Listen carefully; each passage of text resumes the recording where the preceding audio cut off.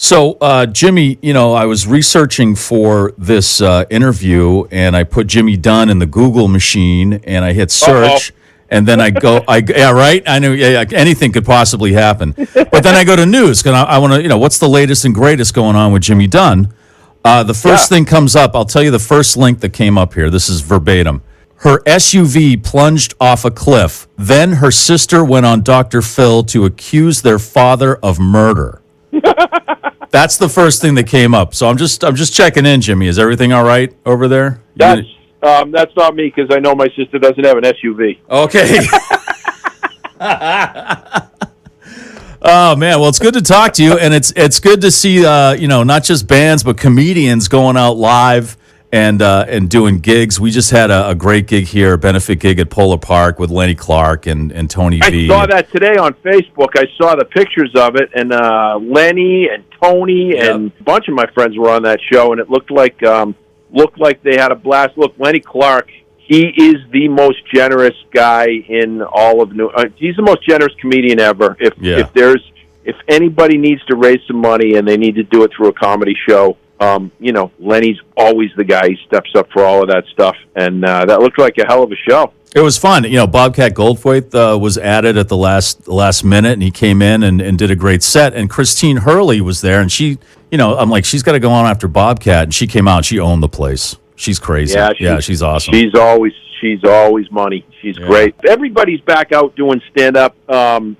that wouldn't talk to each other for 10 years are back out, and that's a good sign. I think that there's so many people going back out, and just that people are going back out and laughing and having a good time too. That just means so much. Well, you got the show, Jimmy Dunn and Friends, Indian Ranch, Samuel Slater's restaurant there. That's on the 29th.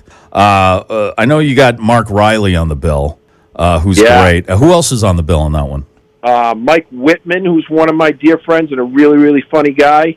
And the young kid named Andrew Della Volpe, who's also a really, really funny comic. And Riley's one of my dear friends also. I actually play in a poker league with Riley every week. And as funny as he is on stage, he's even funnier playing cards. Yeah. And I just love Mark Riley. So I love my job. I'm so happy that I'm back out doing it. But I really love it nights like that when you're with friends and people that are really, really funny. Not that I don't, not that I work with unfunny people, but honestly, there's some people that I'm not crazy about watching, and there are others that I go in the room and definitely watch, and Riley's one of those.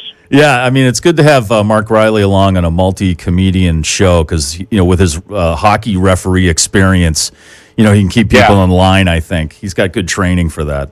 Yeah, and also, if we get in a jam, he can help kick our ass out of there. Yeah, right. If we got to throw fists to get out, right. and that's happened in my career. I'm sure. It's good to have a guy like Riley that knows how to pull a guy's shirt over his head first.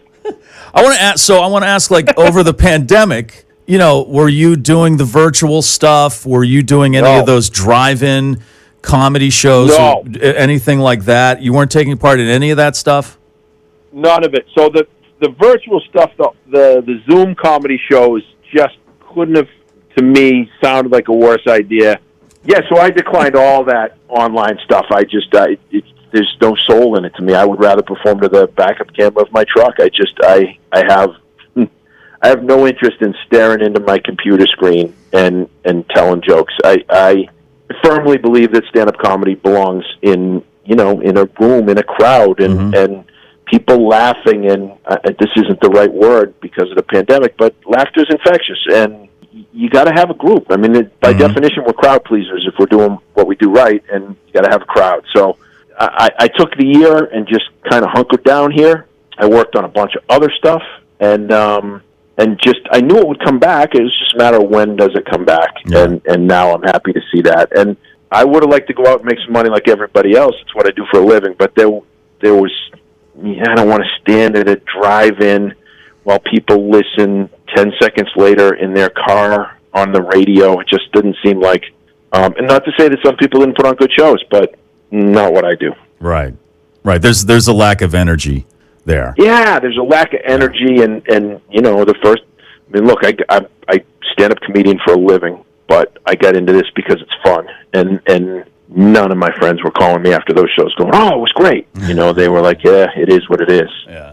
I was talking to Tom Cotter last month, and he said that he was trying to do all that stuff, and he did this gig out in a golf course where they actually had the comedians on a green, and there was like socially distanced, and then he was on at the end, and it was getting dark, so they drove up these carts, and they turned the lights on the green so people could see him, but that also brought in like every insect in like a 5-mile radius. So he was up there, he said he was being eaten alive and attacked by like these gigantic moths and stuff, and it was just a horror show, of a gig. And he didn't get COVID, but he got dengue fever from all the parts. Right, exactly. Yeah. He got malaria. Yeah, exactly. Yeah. Are you vaccinated? No. Did you get a malaria shot? Yeah, okay, then you can do the comedy show. No, I'm all set. Yeah, it didn't seem to me that the urgency to have the comedy show on the golf course was that important. It just seemed like, okay, let's take a break from this. And I knew when you watch the big performers, the big acts, immediately, like within 2 weeks, you saw Adam Sandler go, "All right, see you guys in a year," and you saw the Foo Fighters go, "All right, we're putting this off till next year," and you just went, "Okay, this is going to be a while. I need to find some other things to do." So that's what I did.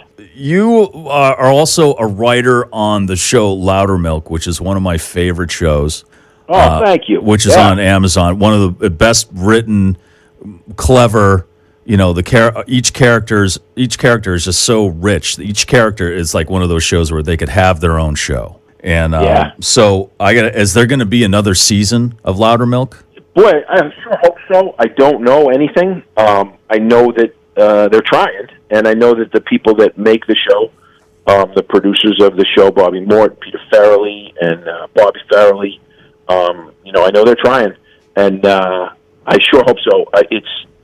It was the coolest gig I've ever had, right in a room with Peter and Bobby Farrelly. It's just amazing. And on top of that, some of the funniest people, the people that write for the Farrelly brothers are just geniuses. And just to be included in that room and to get in there and sling some jokes around with, people that have written on Farrelly brothers movies and Curb Your Enthusiasm and Family Guy and like real heavy hitters in that room. And just the coolest job you could possibly imagine. And I'm proud of the stuff that I wrote. The show is awesome.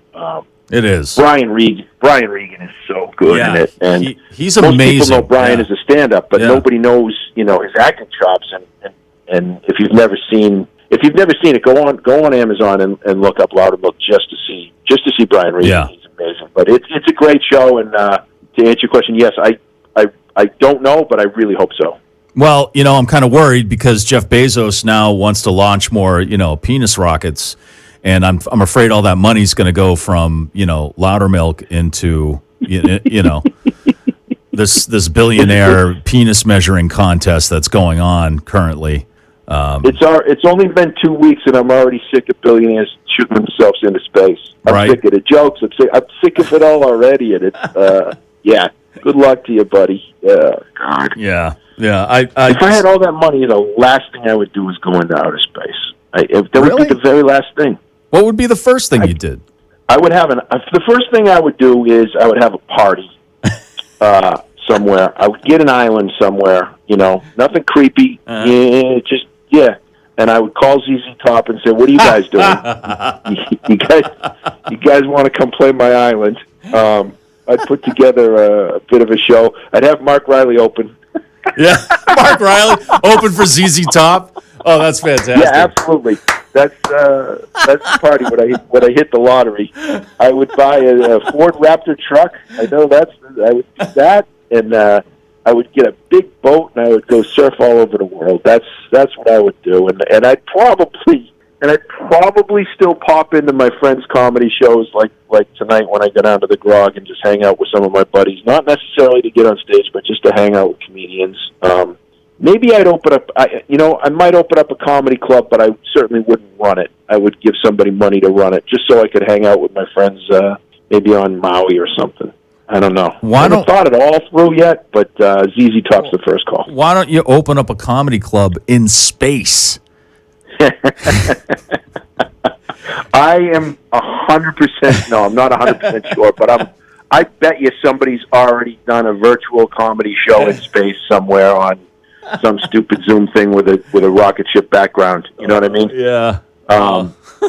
No, I've dabbled in putting. I had a comedy club in Portsmouth, New Hampshire, and it was the longest 14 weeks of my life. As when you watch comedians on stage, you can really gauge that their lives are screwed up. You can only imagine what it's like trying to manage them all. And I say that about myself too. You know, right. I mean, I got to look at a whiteboard every day to know where I am, so I can only imagine. Yeah, no thanks. Well, no thanks. You're kind of doing that because you've got the Hampton Beach Comedy Festival, right? That's something you started, yes. And so you kind of do that. I mean, you didn't do it last year, right? I got rid of all the responsibility for that. My buddy Dave Radigan, who runs a company called Scamps Comedy, and he produces comedy shows. So I did it for a couple of years, the Hampton Beach thing, and then I called Dave and said, all right, I don't want to manage this anymore. I just want to tell you who I'd like to have up here, and you can handle all the rest of it. He's like, all right, deal. So Dave produces it, but we do. We have 24 comedians come up over the course of 4 days, and most of them end up on my deck eating steaks and drinking all my beer and eating all my food and swimming in the ocean, and then we get out on the beach and do a comedy show. So it's I think it's the 10th year this year that we've done it, and it's a blast. It really is. Again, it's like you get 24 comedians all at once.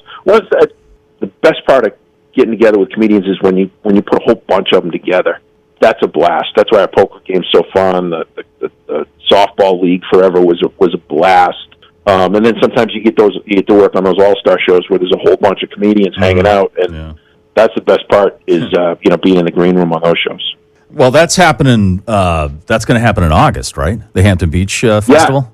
19th through the 22nd at McCarthys down on Hampton Beach, and it's an outdoor venue, but it's a really cool little back patio at their restaurant.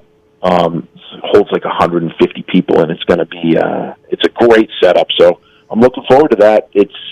I do love having all my friends up here. We'll go play in the ocean if there's waves. We'll try and surf them, and then we'll go down and tell some jokes. And then we always end up at Playland Arcade. Really? After the show. Yeah, they have this poker thing. It's like a combination of skee ball and poker. Oh my God. So you roll the balls and you get a poker hand. And I'm not going to say there's a lot of money on the table, but there ends up a lot of money on the table. Oh, so you actually use money. You're not going for the the harmonica shaped like a lobster claw, or no. That's a good one. The prizes,